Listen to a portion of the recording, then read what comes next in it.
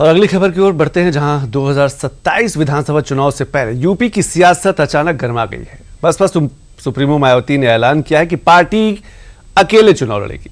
इससे अखिलेश यादव के साथ संभावित गठबंधन की अटकलों पर भी विराम लगता नजर आ रहा है। एक रिपोर्ट देख लेते हैं। अब मीडिया जगत में भी किसी न किसी बहाने बीएसपी के बारे में ये चर्चा है कि उत्तर प्रदेश में पार्टी विधानसभा का होने वाला अगला चुनाव गठबंधन में लड़ेगी। इसकी ये आम चर्चा है, जो विशुद्ध रूप से लोगों को गुमराह करने की नीयत वाला ये फेक न्यूज है। अर्थात ये बिल्कुल गलत, झूठ, हवाई व मनगढ़ंत खबर है।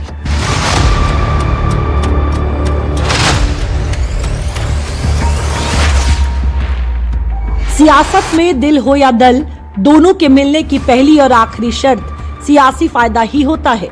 जब तक फायदे की बिसात है तब तक सियासत में साथ है। मायावती का ये बयान स्पष्टीकरण कम और अपने सियासी हितों का बचाव ज्यादा है। दरअसल मायावती का अखिलेश से गठबंधन बसपा के लिए घाटे का सौदा ही साबित हुआ है। लिहाजा मायावती ने यूपी का आगामी विधानसभा चुनाव अकेले दम पर लड़ने का ऐलान करके गठबंधन की सभी अटकलों को खारिज कर दिया है। अब मीडिया जगत में भी किसी न किसी बहाने बीएसपी के बारे में ये चर्चा है कि उत्तर प्रदेश में पार्टी विधानसभा का होने वाला अगला चुनाव गठबंधन में लड़ेगी। इसकी ये आम चर्चा है, जो विशुद्ध रूप से लोगों को गुमराह करने की नीयत वाला ये फेक न्यूज है। अर्थात ये बिल्कुल गलत, झूठ, हवाई व मनगढ़ंत खबर है। कभी बहुमत से यूपी की सत्ता के सिंहासन पर बैठने वाली बसपा मौजूदा समय में एक सीट पर सिमट के रह गई है। साल 2007 के विधानसभा चुनाव में जिस बसपा का वोट शेयर 30% के करीब था, वो 2022 का चुनाव आते आते 13% रह गया है। साल दर साल कैसे यूपी में बसपा की सीटें और वोट शेयर कम हुआ है, एक बार उस पर भी नजर डाल लेते हैं।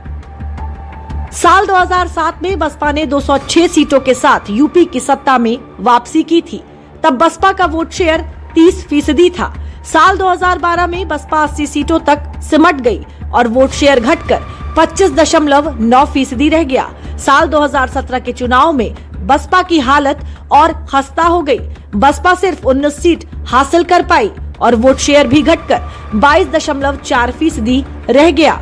लेकिन साल 2022 के चुनाव में तो हालात बद से बदतर हो गए और बसपा सिर्फ 1 सीट हासिल कर पाई और वोट शेयर भी 13% पर आ गया।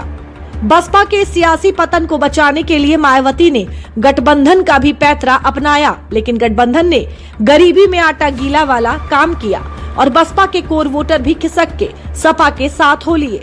इन सब से सबक लेकर मायावती अब साल 2027 के चुनाव से पहले बसपा की खोई हुई जमीन को वापस लाने की कवायद में लगी हुई थी।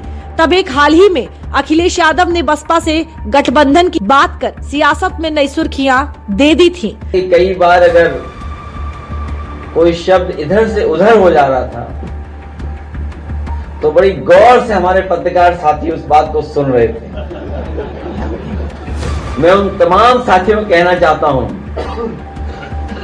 कि बहुजन समाज और समाजवादी पार्टी का ये रिश्ता गहरा होता जा रहा है और गहरा होगा इसके बाद। कभी बाबा साहब भीमराव अम्बेडकर जी ने और डॉक्टर राम मनोहर लोहिया जी ने मिलकर के कोशिश की थी कि साथ आकर के देश को दिशा देने का काम करें। परिस्थिति और समय और राजनीति ने उन्हें समय नहीं दिया, लेकिन उसके बाद लगातार कोशिश होती रही है। गठबंधन बने, दूर हुए, गठबंधन बने, फिर दूर हुए। लेकिन हमें उम्मीद है कि इस समय, आने वाले समय में पीडीए और हम सब लोग मिलकर के उस लड़ाई को और मजबूत बनाने का काम करेंगे। हालांकि अखिलेश के इस बयान का मायावती ने फौरी तौर पर खंडन कर दिया है और साफ कर दिया है कि बसपा इस बार अकेले चुनावी मैदान में उतरेगी। ऐसे में सपा फिर से अकेले पड़ गई है। फिर से इसीलिए क्योंकि इससे पहले सपा एआईएमआईएम से गठबंधन की पेशकश कर चुकी है, लेकिन एआईएमआईएम ने भी सपा से गठबंधन करने से इनकार कर दिया था। एआईएमआईएम ने अकेले लड़ने का किया ऐलान। सपा बसपा से मजबूत हो रहे रिश्ते, बसपा ने गठबंधन से किया इनकार। जैसे जैसे साल 2027 का चुनाव नजदीक आ रहा है, सपा के लिए मुश्किलें बढ़ती ही जा रही हैं। पहले यूपी में एआईएमआईएम की एंट्री के ऐलान ने सपा की मुसीबत बढ़ाई और अब मायावती की मजबूती से चुनाव लड़ने के ऐलान ने सपा की मुश्किलें बढ़ा दी हैं। एआईएमआईएम और बसपा से अलगाव का सपा पर क्या असर होगा, उसको भी समझ लीजिए। बसपा का कोर वोट बैंक मुस्लिम और दलित माने जाते हैं। सपा के कोर वोट बैंक में आते हैं एमवाई यानी मुस्लिम और यादव। मुस्लिम एआईएमआईएम का भी कोर वोट बैंक है। 27 के चुनाव में मुस्लिम वोट बैंक को लेकर सियासत, गठबंधन से सपा के वोट बैंक को मिल सकती थी मजबूती।